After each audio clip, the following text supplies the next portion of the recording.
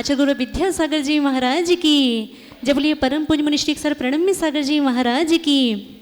आज हमारा परम सौभाग्य है कि आज पंचम काल में शुद्ध केवली के समान पूज्य गुरुवर हमारे बीच विराजमान हैं और पूज्य गुरुवर की मंगलमय देशना मेरी भावना के रूप में आजकल प्रसारित हो रही है यूट्यूब के माध्यम से, फेसबुक के माध्यम से, तो जिससे युवाओं के मन में उठने वाली जो शंकाएं हैं उनका गूढ़ समाधान गुरुवर के मुखारबिंद से किया जा रहा है। तो इसी क्रम में हम गुरुवर से निवेदन करेंगे, सभी अपने दोनों हाथों को जोड़ेंगे, पूरे गुरुवर से निवेदन करेंगे कि हे गुरुदेव अपनी मंगलमयी वाणी से हम सभी का मोक्ष मार्ग प्रशस्त करें। सभी बोलेंगे हे गुरुदेव नमोस्तु, हे गुरुदेव नमोस्तु, हे गुरुदेव नमोस्तु, नमोस्तु।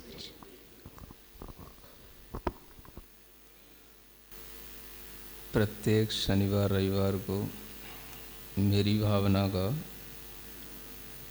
अर्थ सहित वाचन आपके लिए सुनाया जा रहा है। क्रम निरंतर जिस गति से चल रहा है वो आपको ज्ञात ही है। पिछली बार आप लोगों को बताया था कि हमें अच्छा जीवन जीने के लिए कुछ अच्छी भावनाओं की आवश्यकता होती है।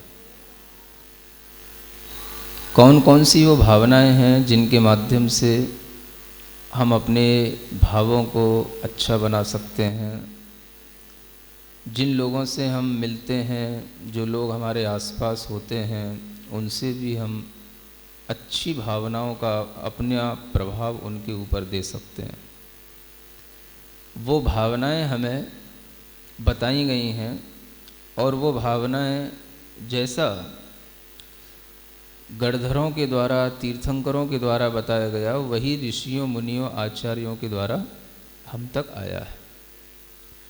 और यह जो भावना का क्रम चल रहा था, जिसमें कि आप लोगों को बताया था कि एक तो है मैत्री भावना, जिसका वर्णन पहले हो चुका है।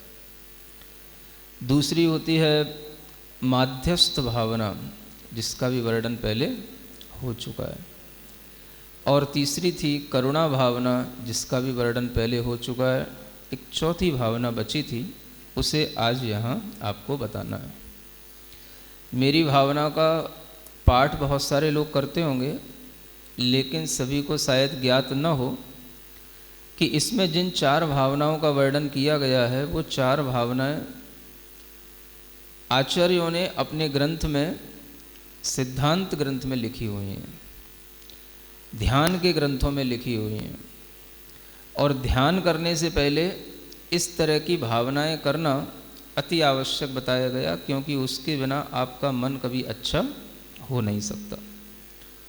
तो जिन लोगों को भी कभी अपना मन शांत करने की इच्छा हो, ध्यान की तैयारी करना हो, ध्यान में बैठने के लिए मन को प्रिपेयर करना हो, तो वो लोग भी आराम से ये मेरी भावना की 4 भावनाएं जो हैं, इनका अपने मन में चिंतन ला सकते हैं। संस्कृत हमें जब ज्ञान में नहीं आती तो हिंदी में भी हम इन भावनाओं को पढ़ सकते हैं। तो चौथी भावना जो बची थी, उसी का व्याख्यान आगे किया जाना है। यहाँ लिखा हुआ है, गूढ़ी जनों को देख हृदय में मेरे प्रेम उमड़ आवे, बने जहाँ तक उनकी सेवा, करके यह मन सुख पावे। होऊं नहीं कृतघ्न कभी मैं, द्रोह न मेरे उर आवे, गुण ग्रहण का भाव रहे नित, दृष्टि न दोषों पर जावे। ये इतने अच्छे भाव हैं कि ये हमारे व्यावहारिक जीवन के लिए बहुत उपयोगी हैं। चौथी भावना है गुणीजनों में प्रमोद भाव रखना। इसे कहा गया गुणीषु प्रमोदम, यानी गुणीजनों को देख हृदय में मेरे प्रेम उमड़ आवे। मेरे माने जो भी पढ़ रहे हैं उनके लिए, जो सुन रहे हैं उनके लिए, हर उस आत्मा के लिए जो अपने अंदर गुणों को ग्रहण करना चाहता है उसे भाव करना ही होता है कि मेरे अंदर गुणों के प्रति एक रेस्पेक्ट कैसे आएगा। तो वो तभी आएगा जब हम गुणी जनों का रेस्पेक्ट करेंगे। क्योंकि गुण कहाँ मिलेंगे? कोई बाजार में तो नहीं मिलेंगे, आपके घरों में तो नहीं मिलेंगे, किचन रूम में तो नहीं मिलेंगे। गुण कहाँ मिलेंगे? कोई ना कोई गुणवान व्यक्ति में ही तो गुण मिलेंगे। तो गुणवान व्यक्तियों को देख कर के मन के अंदर क्या भाव आना? उनके प्रति एक प्रमोद का भाव आ जाना, मुदित हो जाना, चेहरा खिल जाना और उनके प्रति एक आदर भाव से उन्हें ग्रहण करने का भाव करना। ये कहलाता है गुणी जनों के प्रति प्रेम भाव। सुन रहे हैं ना? प्रेम का मतलब गले लगाना ही नहीं होता है। ये तो अपनी कल्चर में है ही नहीं कि अगर किसी से प्रेम उमड़ा हो तो उसको गले लगाया जाए। समझ आ रहा है? प्रेम का मतलब प्रमोद भाव है यहाँ पर। और प्रमोद का मतलब होता है कि जैसे ही हमें कोई गुणी व्यक्ति दिखाई दें तो उनको देख करके हमारा चेहरा खिल जाए।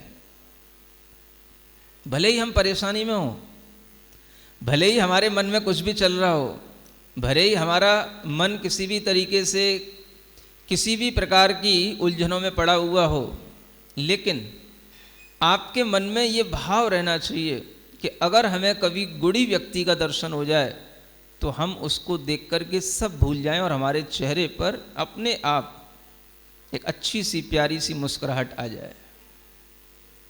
क्या समझ में आ रहा है?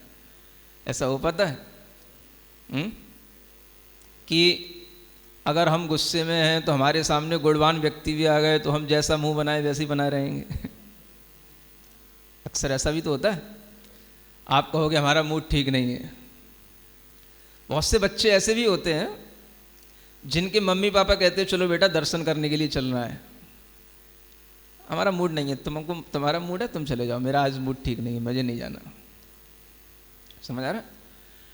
अगर उनके सामने कभी गुणवान व्यक्ति भी आ जाए तो भी वो यही बात बोल सकते हैं कि आज मेरा मूड ठीक नहीं है, आज आप क्यों आ गए मेरे सामने।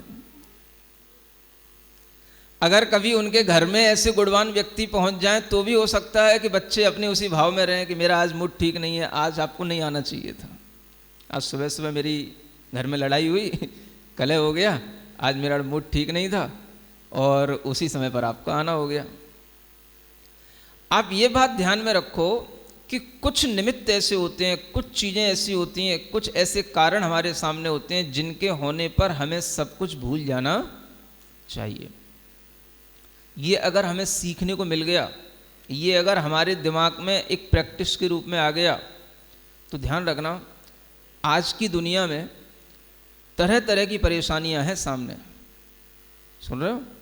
लॉकडाउन एक परेशानी नहीं है, लेकिन लॉकडाउन के कारण से जो परेशानियां पैदा हो रही हैं वो परेशानियां बहुत बड़ी बड़ी हैं। हर किसी को अपने अपने जॉब की परेशानी है, अपनी अपनी इकोनॉमिकल प्रॉब्लम्स हैं, तरह तरह की पारिवारिक स्थितियां भी बिगड़ रही हैं। और उन सबको ध्यान में रखते हुए आपको एक चीज़ ध्यान रखनी चाहिए कि हमें अपना माइंड कभी ना कभी इन भावनाओं के साथ जोड़ना चाहिए। अगर आपकी प्रैक्टिस में चीज़ रहे कि हम वैसे तो भले ही चाहे कितने ही दुखी रहें या कैसे ही अपना मुंह बनाए रखें, लेकिन जैसे ही हमारे सामने गुणवान व्यक्ति आए तो हमें क्या करना है? Be happy. क्या होना? हाँ। अगर आप कहीं गुणवान व्यक्ति के दर्शन कर रहे हो, प्रवचन सुन रहे हो, तो आपकी चेहरे की अपने आप में इस तरीके की एक्सप्रेशन होनी चाहिए कि सुनाने वाले को लगे कि आप उससे एक्सेप्ट कर रहे हो। सुन रहे हो? ये चीज़ें सीख लो,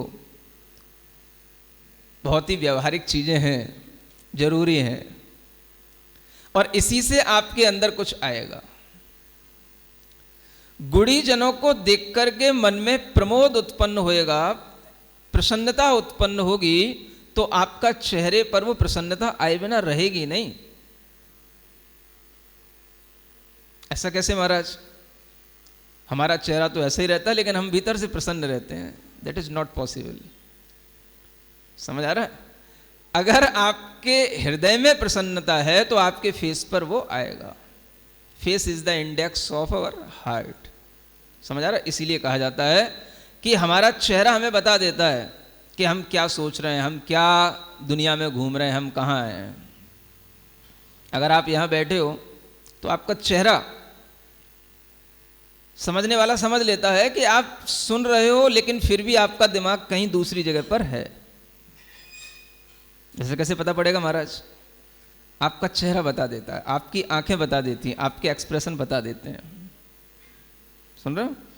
और अगर आप ढंग से सुन रहे हो, कंसंट्रेशन के साथ में सुन रहे हो, तो वो अलग समझ में आएगा कि हाँ आप बिल्कुल अवेयर होकर के सुन रहे हो और आपके अंदर एक भाव आ रहा है कि मुझे आज बहुत अच्छा सुनने को मिल रहा है, so I am so much happy.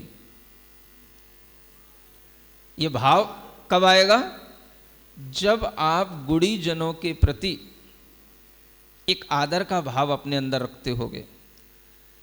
जो गुणी लोग हैं उनके प्रति आपके मन में एक आनंद का भाव रहता होगा, तब अगर कभी आपको वह गुणीजन मिल जाएंगे तो आप बहुत अपने पुण्य को सराहोगे। महाराज बहुत समय से सोच रहा था आपका दर्शन हो जाए, बहुत समय से सोच रहा था कब हमें मुनि महाराज का दर्शन होगा, कब हमें गुणीजनों के दर्शन होंगे। आज अचानक से हो गए, मेरा बहुत बड़ा भाग्य है। ये फीलिंग किसी और के लिए नहीं है, माई फीलिंग, मेरी भावना। समझ में आ रहा? किसकी भावना है ये? हाँ, हर किसी व्यक्ति की भावना, मेरी भावना, मेरी अपनी फीलिंग्स ये होनी चाहिए।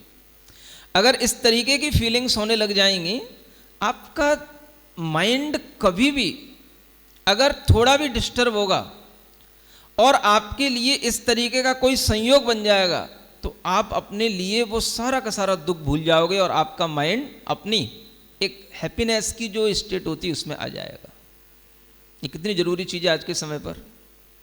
आपको कब कब हैप्पी होना है, कब कब आपकी फीलिंग बिल्कुल पॉजिटिव होना है। आप सोच भी लोगे तो भी बहुत देर तक नहीं रह पाओगे, लेकिन अगर आपको यह पता है कि अगर हमें गुणीजनों का दर्शन हो जाए तो हमें जरूर प्रसन्न होना है, यह हमारी कंडीशन होनी चाहिए। क्या समझ में आ रहा है? मतलब कि जब जब हमें गुणीजनों का दर्शन हो हमें प्रसन्नता का अनुभव हो। और ये प्रसन्नता ही वो चीज है जिससे आप कुछ गेन कर सकते हो, आपके अंदर कुछ बदलाव आ सकता है। आप कभी महसूस करके देखना, आपका मन भले ही खराब हो लेकिन अगर आप कभी अगर मान लो नकली भावों में भी अगर आप अपने चेहरे को प्रसन्न बनाने की कोशिश करोगे तो भी आपके अंदर से बहुत कुछ दुख चला जाएगा। कब? अगर मतलब असलियत में आपका चेहरा प्रसन्न ना हो रहा हो तो भी आप उसको प्रसन्न बनाने की कोशिश करो। प्रैक्टिस करके देखना कभी, आपका बहुत कुछ दुख दूर हो जाएगा। सुन रहे हो? और अगर वास्तव में यदि आपने अपने मन से प्रसन्नता ले आए तो फिर कहना ही क्या है। बहुत जरूरी आज के समय में हम किसी भी प्रकार की परिस्थितियों से गुजर रहे हों, मन का खुश रहना ये बहुत जरूरी है। और कोई भी दुनिया में ऐसा व्यक्ति नहीं है जो आज ढंग से सुखी हो, कोई उसको कोई दिक्कत ना हो। सबको कुछ ना कुछ बनी रहती है, चिंता सबको पड़ी रहती है। वो चिंता ही आदमी की स्माइल को गायब कर देती है। नहीं तो आप कहोगे महाराज कौन ऐसा व्यक्ति है जो खुश नहीं रहना चाहता, लेकिन क्या करें हमारी परिस्थितियां ही ऐसी कि हम खुश रह नहीं पाते हैं, कोशिश भी करते हैं तो नहीं रह पाते हैं। ऐसी बात नहीं है, आपने प्रैक्टिस नहीं की। अगर आप प्रैक्टिस करोगे तो आपके लिए यही मेरी भावना हमेशा खुश रखने का कारण बनी रहेगी। लेकिन आपको पता होना चाहिए गुणी व्यक्ति कहते किसे हैं। गुणी का मतलब क्या होता है? अगर आप इस गुण शब्द की इंग्लिश ढूंढने जाओगे डिक्शनरी में तो आपको मिलेगा इसका नाम मेरिट। क्या बोलते हैं? हाँ, आप लोग जब बोलते हो ना तो बड़ी व्यवहारिक भाषा में बोल देते हो, हाँ मेरा बेटा मेरिट में आ गया, मेरिट लिस्ट में आ गया। मतलब क्या हो गया? आपको पता नहीं मेरिट का मतलब क्या होता है? मेरिट माने गुण होता है, डिमेरिट माने दोष होते हैं। समझ आ रहा है? अगर आपको इस तरह के गुण मिल रहे हैं, एक जगह पर परीक्षाएं होती हैं, जब हम आचार्य महाराज के पास में थे तो आचार्य महाराज बताते थे कि उधर कर्नाटक की तरफ जब किसी को नंबर मिलते हैं, अंक मिलते हैं, तो उसको गुण बोला जाता है। सुन रहे हो? महाराष्ट्र की तरफ, कर्नाटक की तरफ, मतलब जब बच्चों को, इधर अपन क्या बोलते हैं? हमें नंबर मिले, नंबर मिले। उधर क्या बोलते हैं? हमें गुण मिले, गुण मिले। समझ आ रहा है? तो ये गुण का मतलब क्या है कि हमारे अंदर जो कुछ भी क्वालिटी थी वो जब सामने आई, लोगों ने उसको देखा तो हमें भी प्रसन्नता हुई, ये उसकी हम गुणवत्ता है। समझ आ रहा है? लेकिन यहां पर वास्तव में गुण का मतलब क्या है? गुणी जनों से मतलब क्या है? जो व्यक्ति सदाचारी हो, जो व्यक्ति शाकाहारी हो, जो व्यक्ति नम्रता का स्वभाव रखते हो, जो व्यक्ति कभी किसी से कलह करने का भाव नहीं रखते हो, जो व्यक्ति अपने आप को बड़े बड़े काम करने के बाद भी अपने को छोटा समझते हो, जो व्यक्ति हमेशा अपने से बड़ों के प्रति नम्र बने रहते हो, जिनके अंदर शिष्टाचार हो, ये गुणी व्यक्ति कहलाते हैं। सुन रहे हो? अब अगर आपको ऐसे गुणी व्यक्तियों को देखना है तो फिर आपके अंदर तभी वो चीज देखने में आएगी जब आपको ये भाव होगा कि हाँ, ये क्वालिटी अच्छी है और अगर हम इसके प्रति रेस्पेक्ट करेंगे तो ये क्वालिटी हमको भी मिलेगी। और आज के समय में तो सबसे अच्छा गुण क्या है? जो व्यक्ति हमेशा खुश रहता हो, ये भी एक बहुत बड़ी क्वालिटी है। सुन रहे हो? किसी भी प्रकार की विपरीत परिस्थितियों में भी इरिटेट नहीं होता हो, यह आज के समय की एक बहुत बड़ी क्वालिटी है। और ऐसा व्यक्ति आपको मिले तो आप उसकी प्रशंसा करना। बहुत अच्छे आदमी हो आप, क्या नाम है आपका? आप इतने खुश कैसे रहते हो? ऐसा कौन सा बिजनेस है, ऐसा कौन सा आपका परिवार है जो आपको इतना खुश बनाए रखता है? कभी आप उससे बात करना, मिलना। समझ आ रहा है? ये व्यवहारिक जीवन में यदि आपको खुश रहना है तो अपनी क्वालिटी को और डेवलप करने के लिए आपको ऐसे क्वालिटेटिव पर्सन को ढूंढना होगा। समझ में आ रहा है? और जब आप उनको देख करके अपने मन के अंदर भी आनंद भाव लाओगे, प्रसन्नता का भाव लाओगे, तो आपके अंदर उन गुणों की प्राप्ति का भाव आ जाएगा। आपके अंदर भी वो गुण आने लग जाएंगे। आप किसी को आदर्श बना लो, सोच लो कि बस हमें ऐसा करना है, तो वो ऐसा आपके साथ होने लग जाएगा। ये तो हुआ हमारे लिए व्यवहारिक जीवन में जीने वाली बात। व्यवहारिक जीवन में ये सदाचार, शिष्टाचार, नम्रता का स्वभाव, ये सब चीजें बहुत ही उपयोगी हैं। क्षमा का भाव, मृदुता का भाव, जो हमारे अंदर 10 धर्म हमें बताए जाते हैं, वो 10 धर्म सारे के सारे गुण हैं। सुन रहे हो? लेकिन हम उन्हें गुण की ओर कभी देखते हैं? गुण के रूप में कभी नहीं देखते। हम हमेशा बस 10 धर्मों की जाप जपेंगे जब 10 लक्षण परवाएंगे तब। अब बताओ, आप क्षमा गुण है कि नहीं? फॉरगिवनेस एक क्वालिटी है कि नहीं आदमी की? ह्यूमिलिटी, हम्बिलिटी, ये क्वालिटी है कि नहीं आदमी की? जो आदमी नम्र है, क्षमावान है, सरल है, संतोषी है, समझो वो कितना गुणवान व्यक्ति है। समझ में आ रहा है? तो गुणी जन का मतलब यही होता है जिसके अंदर इस तरह की क्वालिटी हो। क्षमा हो, मृदुता हो, ऋजुता माने सरलता हो, शौच माने लोभ नहीं हो, संतुष्टि हो। ऐसे गुण अगर हमें किसी में दिखाई देते हैं तो हमें उन गुणी जनों को देख करके क्या होना? प्रसन्न होना। अब प्रसन्न होने के लिए कौन सी आपके लिए इलेक्ट्रिक लाइन आप में फिट की जाए तब आप प्रसन्न होंगे? हैं? कौन सा कनेक्शन आपको लगवाया जाए, कहाँ से तब प्रसन्न होंगे? प्रसन्न तो हम हो सकते हैं अगर हमें पता हो कि ये प्रसन्नता का कारण है। तो समझ में आ रहा है?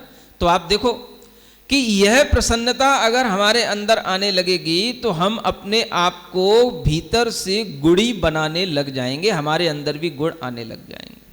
इसलिए यहां लिखा है, गुड़ी जनों को देख हृदय में मेरे प्रेम उमड़ आवे।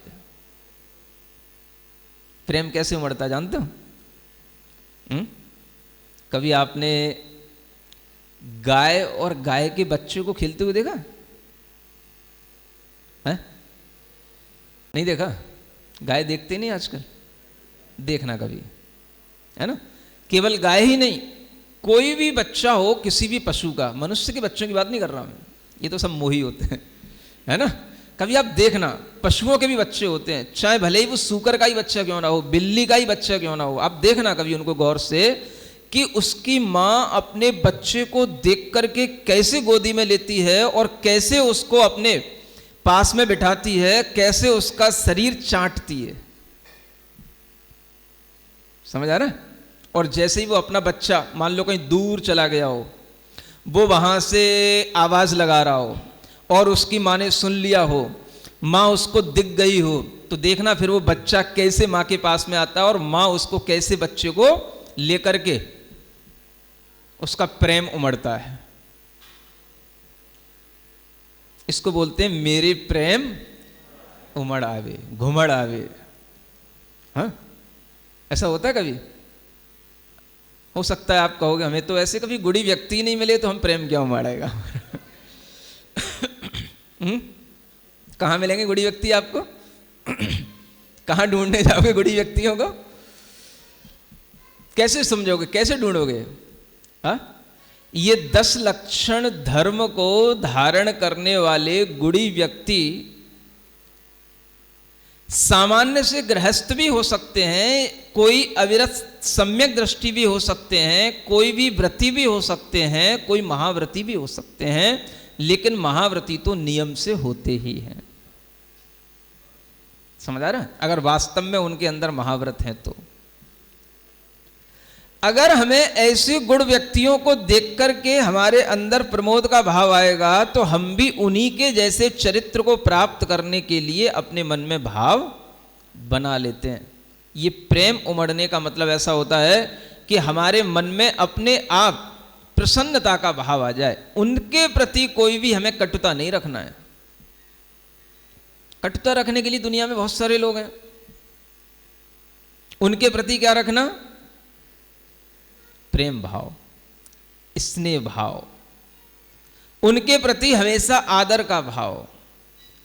इस तरह से यदि हमारी मानसिकता बनने लग जाती है तो हमारे अंदर गुणों को ग्रहण करने का भाव आता है। ये सबसे जरूरी चीज है कि हम गुणवान बने। दोस्त तो आपको जगह जगह पर मिल जाएंगे, लेकिन गुणी बनना ये बहुत बड़ा पुरुषार्थ है। बने जहां तक उनकी सेवा करके यह मन सुख पावे। अब ये उससे भी बढ़कर के बात हो गई। एक तो गुणी व्यक्तियों को देख करके प्रसन्न होना, और प्रसन्न होने के बाद में अगर वो हमें कभी मिल जाएं, उनसे हमारा परिचय हो जाए, उनकी हमें निकटता मिल जाए, तो उनकी सेवा कर पाए हम, किसी भी तरीके की सेवा।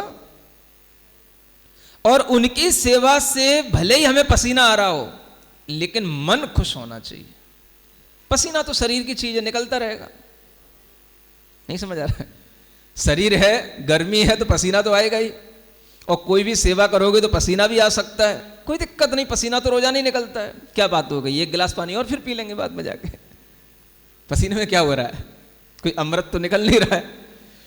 तो सबसे बड़ी चीज है कि अगर हमें सेवा में कभी कष्ट भी महसूस हो, सेंस क्या है यहां पर, सेवा करते हुए भी यदि हमें कभी कष्ट भी लगे कि आज हमें बड़ा कष्ट हो गया, है ना, मतलब मुझे बहुत ही मेहनत हो गई, या मैं आज सेवा में थोड़ा सा ज्यादा थक गया, एग्जॉस्ट हो गया, तो भी आपके मन में प्रसन्नता का भाव रहे। देखो, मुझे इस सेवा का जो सुख मिला ये बड़ी चीज है। सेवा हर किसी को नहीं मिलती है। सुन रहे हो? समझ में आ रहा है? अच्छा, अच्छे ढंग से आ रहा है कि नहीं आ रहा है? आप कभी भी किसी की सेवा करोगे थोड़ी तो कष्ट तो होगा ही, लेकिन उस कष्ट में आपको कष्ट नहीं देखना, शारीरिक कष्ट नहीं देखना। क्या देखना? मन को आज बड़ी प्रसन्नता हुई, मन खुश हुआ। और अगर आप हमेशा इस तरह का भाव करोगे कि मन खुश हुआ, तो आप कभी भी शारीरिक कष्ट को कष्ट गिनोगे ही नहीं। एक सबसे बड़ा फायदा इससे ये होगा। समझ में आ रहा है? हो सकता है आपके माता पिता ही आपके घर में गुणी हो, कभी आपको दिखता नहीं कि माता पिता भी गुणवान हो सकते हैं? बच्चों से कहेंगे नहीं माता पिता कहाँ गुणवान होते हैं? ऐसा भी नहीं है, माता पिता भी गुणवान होते हैं, उनके भी गुण देखना, उनके अंदर भी कुछ क्वालिटी होती हैं, देखना। सज्जनता है, सरलता है, तुम्हारा ख्याल रखने का भाव है, कितना तुम्हें बार बार वो पुचकारते हैं, कितना तुम्हें बार बार समझाते हैं, और कितना तुम्हारा ध्यान रखने के लिए कितनी तरह से तुम्हारी केयर करते हैं, ये आप कभी ढंग से गौर से देखना, सोचना। हम सोचते कहाँ हैं, और इसीलिए तो हमारे अंदर एक बहुत बड़ा दुर्गुण पैदा होता चला जाता है। हो नहीं कृतघ्न कभी में, द्रोह न मेरे उड़ आवे। सुन रहे हो? एक बहुत अच्छी चीज बताने वाले हैं। कृतज्ञता मेरे अंदर कभी नहीं आना चाहिए। कृतज्ञता जानते हो? एक कृतज्ञता होती है, एक कृतज्ञता होती है ना? कृतज्ञता का मतलब होता है जिन्होंने हमारे साथ अच्छा किया, उनकी उस अच्छाई को, उनकी उस उपकार को भी भूल जाना, याद ही नहीं करना, और उल्टा उनसे ही दुश्मनी साध लेना, या उल्टा उनके बारे में बुरा सोचना। इससे बढ़कर के कृतज्ञता कुछ नहीं होती है। समझ आ रहा है? आज के बच्चे जरा सोचें, हमें अगर अपने माता पिताओं में कोई गुण दिखाई नहीं देते हैं, कोई क्वालिटी नजर नहीं आती है, तो क्या हम उनके प्रति कृतज्ञ हो सकते हैं? अगर क्वालिटी नजर नहीं आएगी तो हम उनके प्रति कृतज्ञ नहीं होंगे, कृतज्ञ नहीं होंगे। समझ में आ रहा है? कृतज्ञ का मतलब जिसने हमारे ऊपर उपकार किया है उसके उपकार को मानना, स्वीकार करना, याद करना कि इनका हमारे ऊपर बड़ा उपकार है। इसका नाम है कृतज्ञता, एन एटीट्यूड ऑफ ग्रेटिट्यूड इसको बोलते हैं। समझ आ रहा है? ये चीज बहुत दुर्लभ क्वालिटी है। ये आचार्य पूज्यपाद महाराज ने सरवार सिद्धि में लिखा है, ये बहुत दुर्लभ गुण है ये। समझ आ रहा है? नई छैडाला में भी मैंने लिखा है, अगर आप कभी पढ़ो तो आपको पता पड़ेगा कि जैसे स्थावर से त्रस पर्याय प्राप्त करना कितनी दुर्लभ है, तो लिखा है कि गुणों में कृतज्ञता गुण प्राप्त करना ऐसे दुर्लभ है। समझ आ रहा है? ऐसे मतलब कि इतना दुर्लभ गुण बताया है, व्यक्ति कृतज्ञ हो नहीं पाता है। कृतज्ञ तो बहुत जल्दी हो जाता है, छोटी सी बात में माता पिता से रुष्ट हो जाएगा, अपने गुरुजनों से रुष्ट हो जाएगा, अपने टीचर से रुष्ट हो जाएगा। यह कृतज्ञता आना अपने आप में इतना बड़ा गुण है कि इसकी लिए आचार्यों ने कहा कि अगर ये गुण मिल जाए तो समझना कि बहुत दुर्लभता की प्राप्ति आपको हो गई।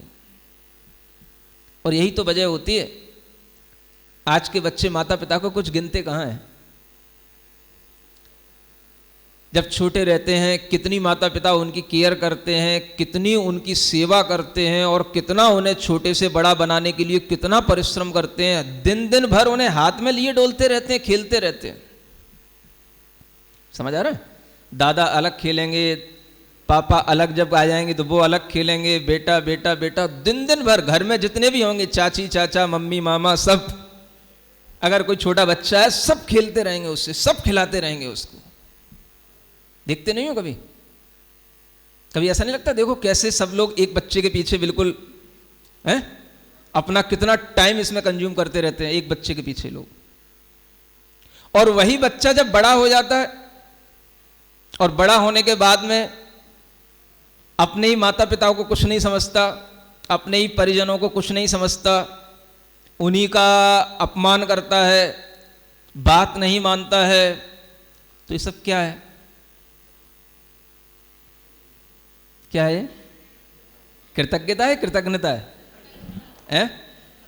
और कभी कभी तो ये भी कह जाते बच्चे, आपने क्या करा, क्या मेरे लिए? सुन रहे हो? आपने क्या किया है? वो मेरा फ्रेंड था, उसके माता पिता ने तो देखो क्या कर रखा है, कहां से कहां पहुंचा दिया आपने उसको, आपने मेरे लिए करा क्या? समझ आ रहा है? बहुत समस्या है। माता पिता अच्छे से अच्छे स्कूल में पढ़ाते हैं, बड़ी से बड़ी कोचिंग दिलाते हैं, सब कुछ खर्च करते हैं, सब कुछ मेहनत करते हैं, और उसके बावजूद भी जब बच्चे से ऐसा सुनने को मिलता है तो समझो कि हमने उनके लिए क्या दिया। और ये सब चीज क्यों शुरू हो गई? क्योंकि हमने कभी ये समझा ही नहीं कि क्वालिटी होती क्या है। हम मेरिट में तो आते गए, लेकिन हमें पता नहीं है कि मेरिट का मतलब होता क्या है। सुन रहे हो? हाँ, ये स्थिति है बच्चों की आज। सब बोलते हैं मेरिट लिस्ट में आ गया, मेरिट में आ गया, लोगों को यही पता नहीं what is the meaning of this merit. इसका मतलब है क्या मेरिट का मतलब? पहले का मतलब होता था कि मतलब इसके अगर नंबर ज्यादा आए हैं, इसमें मतलब गुण हैं इसमें, और आजकल तो गुण तो दिखते ही नहीं है। अहम बढ़ जाता है, ईर्ष्या बढ़ जाती है। समझ आ रहा है? तो क्वालिटी कहां बढ़ रही है? बढ़ना क्या चाहिए? क्वालिटी बढ़नी चाहिए। तो क्वालिटी कैसे बढ़ेगी?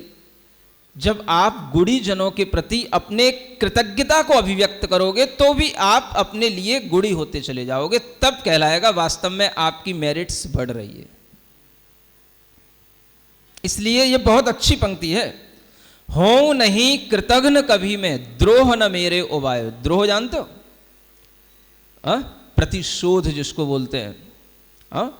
किसी ने अगर हमारे साथ बहुत लाख अच्छा किया लेकिन एक काम बुरा कर दिया, या एक हमारी अंडरस्टैंडिंग में ऐसा आ गया कि उसने मेरे साथ ऐसा कर दिया, तो फिर एक द्रोह उसके अंदर बैठ जाता है। बदला लेने की भावना, द्वेष की भावना, और सारा का सारा अच्छा किया हुआ वह सब भूल जाता है।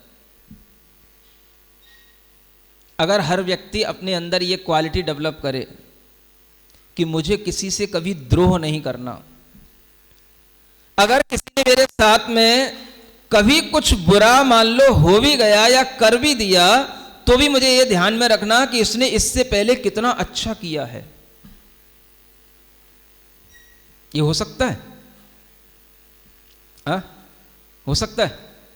हो तो सकता है अगर आप ध्यान रखो तो, है ना? एक छोटी सी घटना मुझे याद आती है, आपको सुना दूं, शायद उससे आपको ध्यान रह जाए।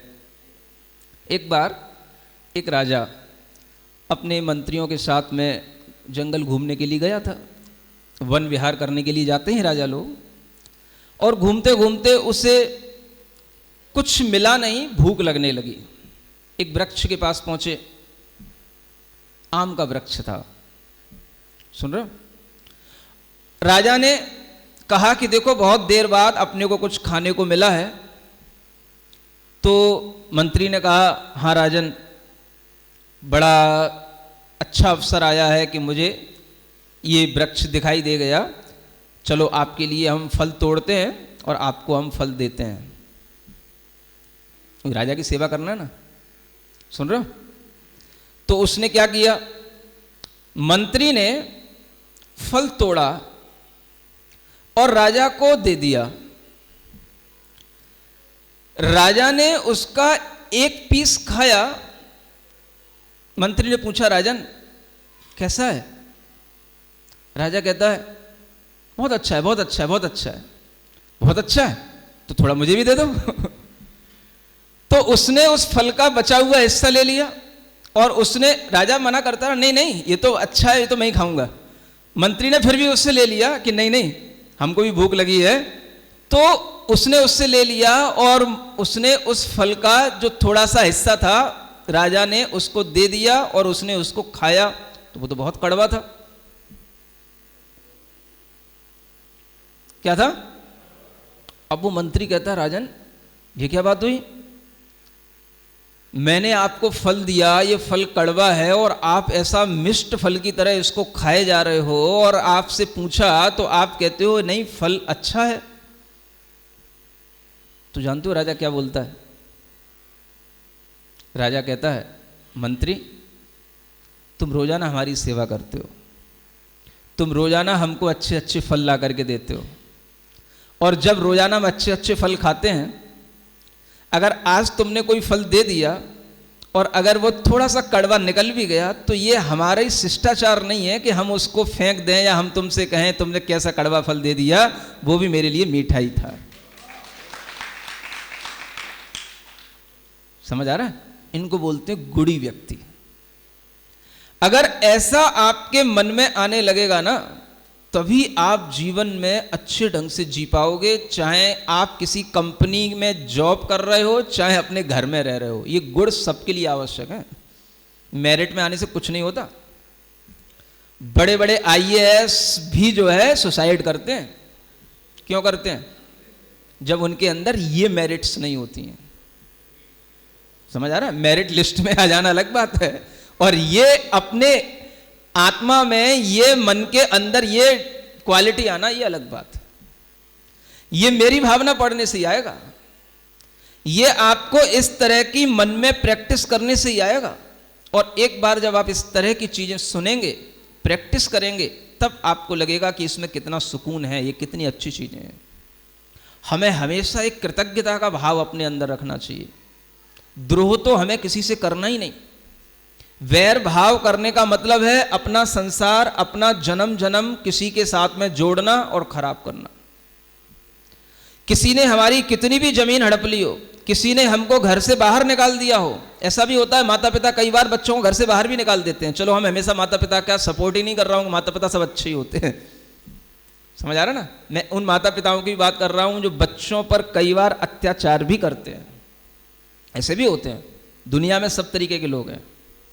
मैं कहता हूं उन बच्चों से कि अगर कभी ऐसा भी हो कि आपके माता पिता ने आपको घर से निकाल दिया हो, एक पैसा ना दिया हो,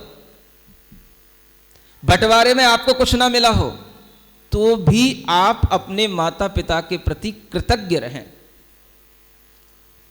क्योंकि आपको आपके पुण्य से जो मिल रहा है वो मिल रहा है। आप बिना वजह नई दुश्मनी पैदा ना करें। अपने संबंधों को बिगाड़ करके अपने अंदर किसी से द्वेष भाव रख करके जन्म जन्म का वैर ना बढ़ाएं। ये संभव है? बहुत बड़ा कलेजा चाहिए। तो गुड़ तो कलेजे में ही रहते हैं ना। कायर लोगों के पास कहां क्या होता है? हा? जिनका कलेजा बड़ा होता है, जिनके पास अच्छी सोच होती है, अच्छा दिल होता है, उन्हीं के पास अच्छा दिमाग होता है। दिल और दिमाग कोई अलग अलग चीजें थोड़ी ना। अच्छा दिल होगा तो अच्छा दिमाग भी होगा। समझ आ रहा है? और जब इस तरह का आपके अंदर भाव होगा तो आप उन्नति करोगे, ये मान के चलना।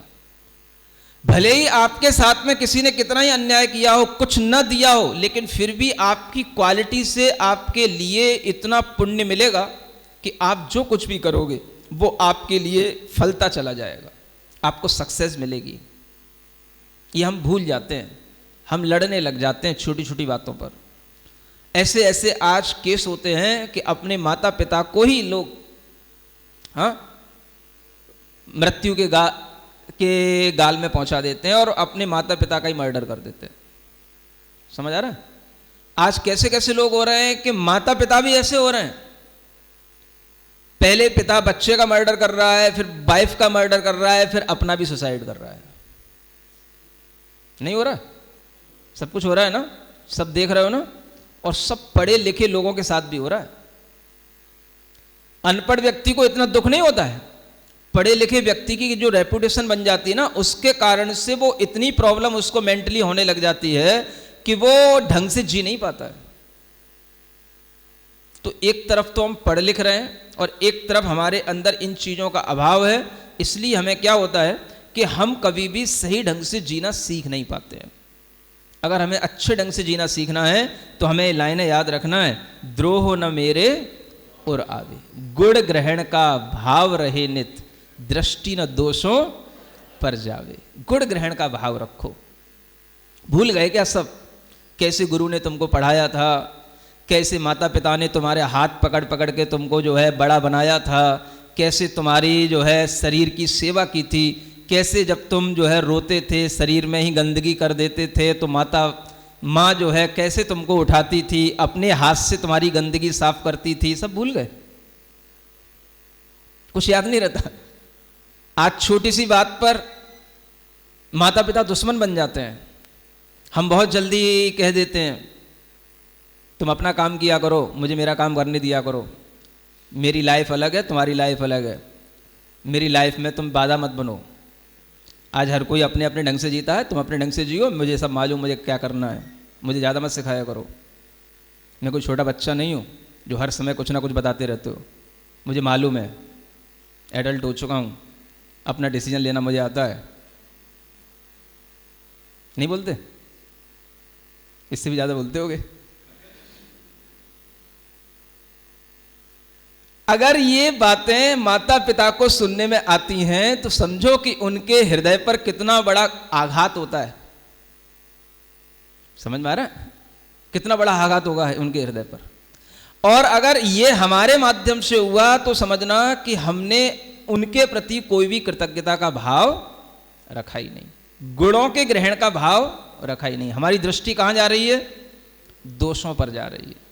मैं कहता हूं आपको अगर राम राम भगवान की जय बोलना है तो एक बार राम और दशरथ के बीच का वो भाव भी तो याद रखा करो कि जिन दशरथ के कहने से राम जो है एक बार में पूरा राजपाट राजमहल छोड़ करके निकल गए, लेकिन राम ने कभी ये नहीं कहा कि आपने मेरे साथ अन्याय किया है। मैं बड़ा था, पहले से डिक्लेयर हो चुका था कि मैं राजा बनूंगा, और फिर भी आपने सब एक रात में सारा गेम उल्टा कर दिया। अब मैं आपको कभी माफ नहीं करूंगा। है? बोल सकते थे ना, लेकिन बोला राम ने ऐसा? हम राम राम राम राम करते रहते हैं। कुछ क्वालिटी तो देखा करो आदमी की कि क्या क्वालिटी को भी हम कभी कुछ एक्सेप्ट करते कि नहीं करते। अगर हम ये भी चीज अपने मन के अंदर लाएं कि देखो इसको बोलते हैं गुण ग्रहण का भाव रहे नित दृष्टि न दोषों पर जावे। दोष क्या हो गया? उनकी अपनी परिस्थिति है। घर में मान लो दो बच्चे होते हैं, एक के साथ में कुछ हो जाता है अच्छा, एक को बुरा लगता है। जिसको बुरा लगता है उसे लगता है कि मेरे साथ अन्याय हुआ, लेकिन हमें यह भी सोचना है कि हो सकता है कि उनकी अपनी परिस्थिति हो कि हमारे साथ उन्हें ऐसा ही करना जरूरी है। गुण ग्रहण का भाव रहे नित। आज तक अच्छा किया, अगर एक डिसीजन उनका गलत है तो हमें गलत नहीं सोचना है। इसके लिए जिम जाने की जरूरत नहीं है, समझ आ रहा है? इसके लिए दिल बड़ा करने की जरूरत है। सुन रहे हो? इसके लिए आपको मेडिटेशन करके अच्छी भावनाओं का रिपीटेशन करके माइंड को स्ट्रांग बनाने की जरूरत है, और that is possible only by Arham Dhyan योग।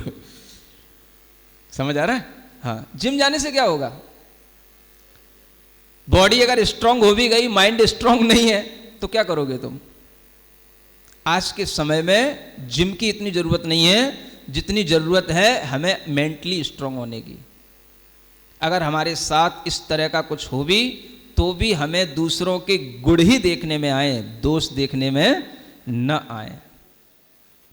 गुण ग्रहण का भाव रहे नित दृष्टि न दोषों पर जावे। सुन रहे हो?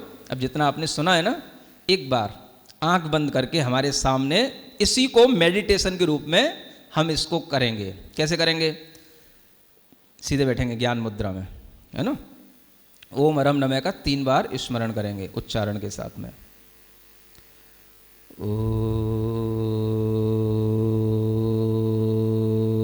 ओम अरहम नमः। ओम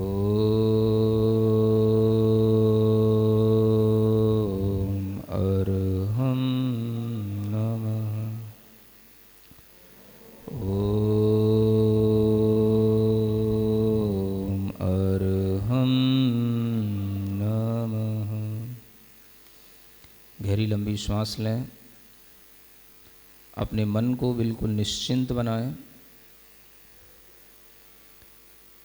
जो भी आपके आसपास, आपके घर में, बाहर, जो भी आपसे बड़े उम्र में अनुभवी लोग हैं, गुणवान व्यक्ति हैं, गुरुजन हैं, उनके प्रति अपने अंदर शिष्टाचार नम्रता का भाव रखें। हाथ जोड़ें, हृदय के पास अपने दोनों हाथ रखें और यह भाव मन में लाएं। गुणीजनों को देख हृदय में मेरे प्रेम उमड़ आवे, बने जहाँ तक उनकी सेवा, करके यह मन सुख पावे। हूँ नहीं कृतघ्न कभी मैं, द्रोह न मेरे उर आवे, गुण ग्रहण का भाव रहे नित, दृष्टि न दोषों पर जावे, दृष्टि न दोषों पर जावे।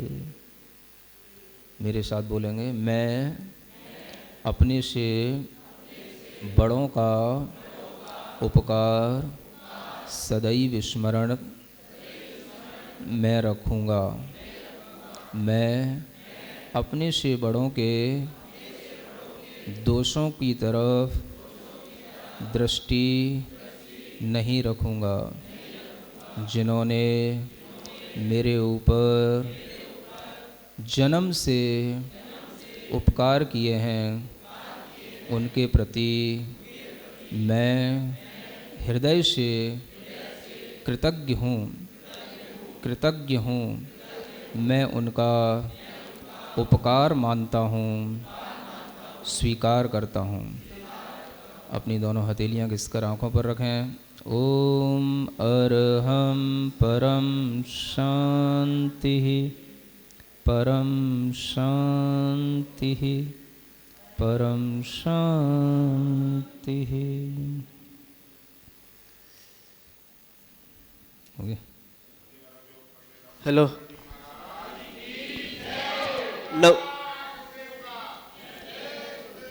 नमोस्तु गुरुदेव। प्रश्न उत्तर। आशीष जैन, जयपुर की शंका ये है, गुरुदेव, मोह भाव और प्रेम भाव में क्या अंतर है? ये तो आपको समझ में आ जाना चाहिए। प्रेम भाव सबके प्रति होता है और मोह भाव जिनसे अपनापन होता है केवल उनके प्रति होता है। मोह भाव में हम मोहित हो जाते हैं और प्रेम भाव में हम सबके प्रति अपना प्रेम लौटाते हैं। ये अंतर होता है। आरती जैन, दिल्ली से, हर परिस्थिति में खुश रहने की कला क्या है? 1 घंटे का प्रवचन होने के बाद भी यही प्रश्न हो रहा है। इसका मतलब यह है कि आपने केवल लास्ट का सुना होगा, फिर भी पूरा सुना है। तो आप आज जो आपको सुनाया गया इसको आप रोज़ाना सुने, है ना। ये आपको जहाँ कहीं भी आपके डिजिटल मीडिया पर उपलब्ध हो, वहाँ से आप इसको अपने मोबाइल में अपलोड करके रखें और इस चीज़ को सुने, कई बार सुने, दिन में 4 बार सुने और ये छोटा सा मेडिटेशन करने का भी आप प्रयास करें, तो आपके लिए हमेशा खुश रहने का भाव बना रहेगा। विनय पाटनी जी का ये प्रश्न है, आजकल बच्चों की बुद्धि बहुत उल्टी चलती है, कैसे सीधा करें? बच्चों की बुद्धि कैसी भी चले, अपने को बच्चों से कभी नहीं कहना है कि तेरी बुद्धि उल्टी चल रही है, समझ रहा? नहीं तो वो जितनी उल्टी चल रही है वो सारी की सारी उल्टी तुम्हारे ऊपर उल्टी हो जाएगी। है ना। तो बच्चों की बुद्धि भले ही उल्टी चले, लेकिन अपने को अपनी बुद्धि सीधी रखना है और इस हद तक सीधी रखना है कि उनकी उल्टी बुद्धि को भी हम सहन कर पाएँ, है ना। तभी हम जो है उन बच्चों की बुद्धि को सही कर पाएंगे। अगर हम उन्हें बार बार टॉर्चर करेंगे कि तू उल्टा चलता है, तेरी बुद्धि उल्टी है, तो वो इतना उल्टा हो जाएगा तुम्हारे ऊपर ही उल्टी कर बैठेगा किसी दिन, है ना। तो ऐसा नहीं करना, हमें बहुत समझदारी से काम लेना होगा, तभी हम बच्चों को सुधार सकते हैं। संजय जैन, गोटे गांव से, महाराष्ट्री, गुणवान व्यक्ति से मिलते ही उसे पता लग जाता है कि हम परेशान हैं, हम उनसे कैसे छिपाएं कि हम परेशान हैं? आपको परेशानी छिपाने की ज़रूरत ही नहीं है। जब आपके अंदर प्रसन्नता का भाव आएगा तो आपकी आधी परेशानी तो उसी समय चली जाएगी। आपके अंदर प्रसन्नता का भाव आएगा, आपके अंदर पुण्य का आश्रव होगा, पुण्य का बंध होगा, और उसी के माध्यम से आपके अंदर की जो पाप के कारण से परेशानी बनी हुई है वो परेशानी दूर हो जाएगी। अगर आपको अपनी परेशानी दूर करना है तो आप गुणी व्यक्तियों के पास बैठे रहो और प्रसन्न होकर के बैठे रहो। समझ आ रहा है? ये बहुत बड़ी साधना है। अगर आप ऐसा कर पाए तो आप कभी दुखी नहीं होंगे।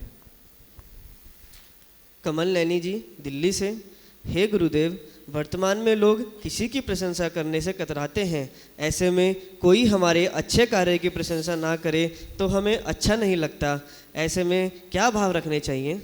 ये तो बहुत अच्छी बात है कि हर व्यक्ति को इस बात की कमी हमेशा खटकती है कि कोई हमारे अच्छे कामों की प्रशंसा करता नहीं है। लेकिन हर अच्छा काम करने वाले व्यक्ति को ये देखना चाहिए, सोचना चाहिए कि हमें दूसरे की प्रशंसा से अच्छा काम नहीं करना है, या दूसरे की प्रशंसा के कारण से हम अच्छा काम नहीं कर रहे हैं।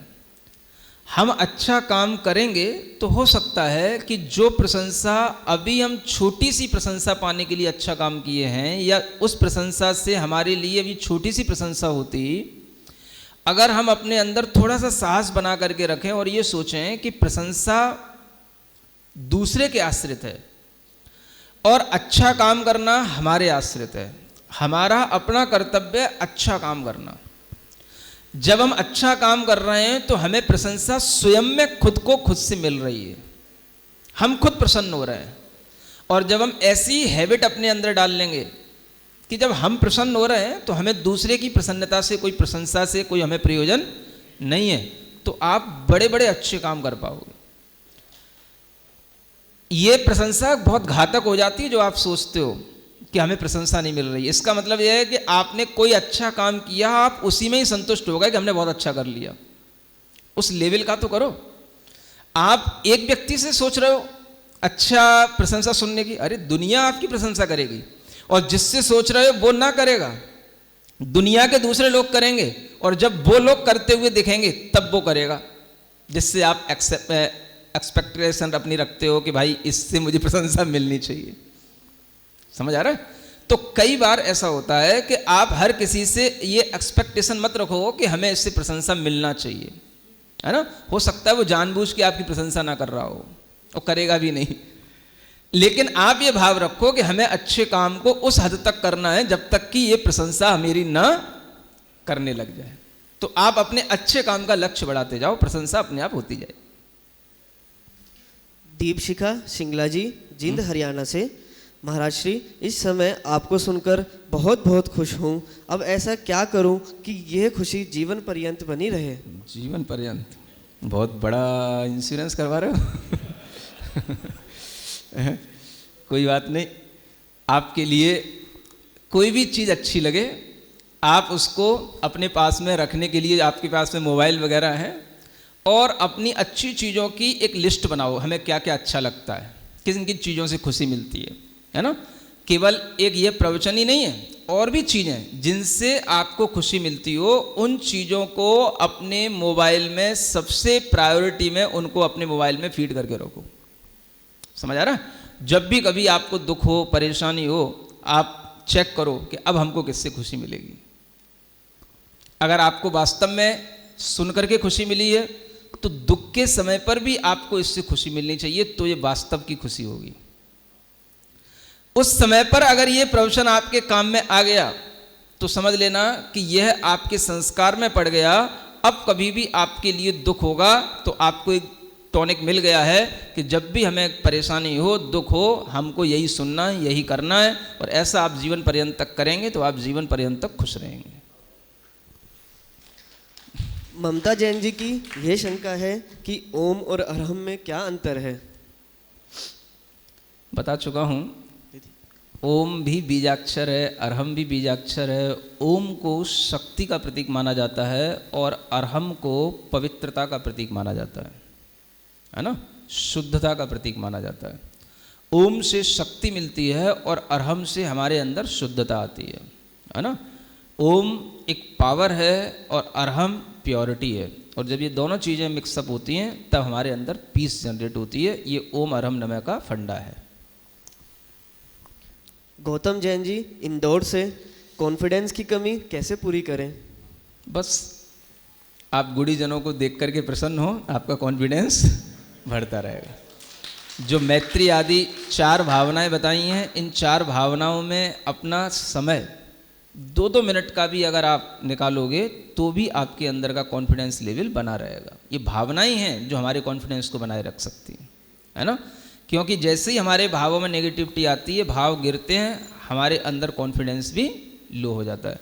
तो इसलिए हमें हमेशा अपने भावों को बढ़ाए रखने के लिए इस तरह की भावनाओं में अपना एक मन लगा करके, उसको ध्यान का अभ्यास बना करके उसे अपने जीवन में ढालना है। आज का लास्ट प्रश्न प्रणय जैन जी कुरुक्षेत्र से, अगर हम किसी के लिए बहुत कुछ करें और वही समय बदलने पर कृतज्ञता दिखाने लगे तो हमें उसके प्रति कैसे भाव रखने चाहिए? क्योंकि मन को तो बुरा लगता है और ऐसा लगता है कि किसी के लिए इतना नहीं करना चाहिए। ठीक बात है।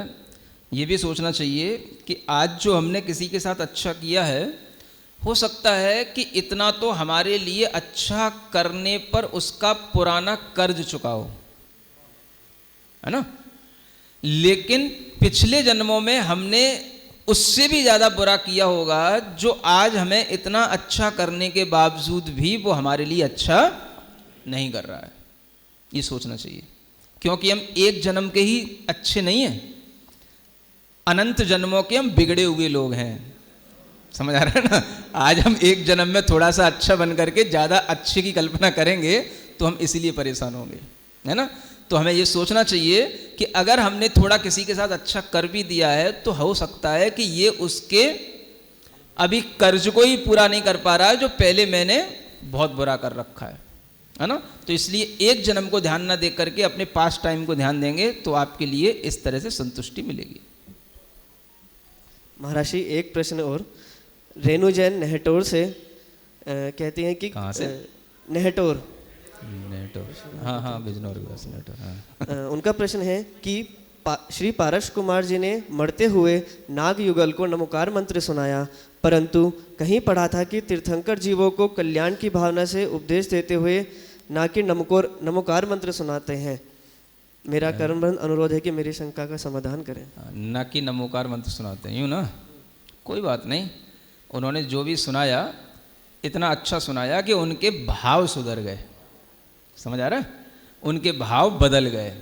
चाहे उनने उपदेश सुनाया हो, और उपदेश में भी अगर वो पंच परमिष्टि का शरण में जाने का उपदेश दे देते हैं तो उसमें कोई बाधा नहीं है। तीर्थंकर भले ही नमोलोय सब्ब साउडम अपने लिए ना करें, लेकिन ये उपदेश दे सकते हैं कि आपको साधुओं को नमस्कार करना है, आपको साधु की शरण में रहना है, इसमें कोई बाधा नहीं है। तो इस तरह से वो बात वही हो जाती है कि उन्होंने नमस्कार मंत्र का उपदेश दिया, नमस्कार मंत्र पढ़ा तो तुम्हारे लिए पढ़ा, अपने लिए नहीं पढ़ा। समझ आ रहा है ना।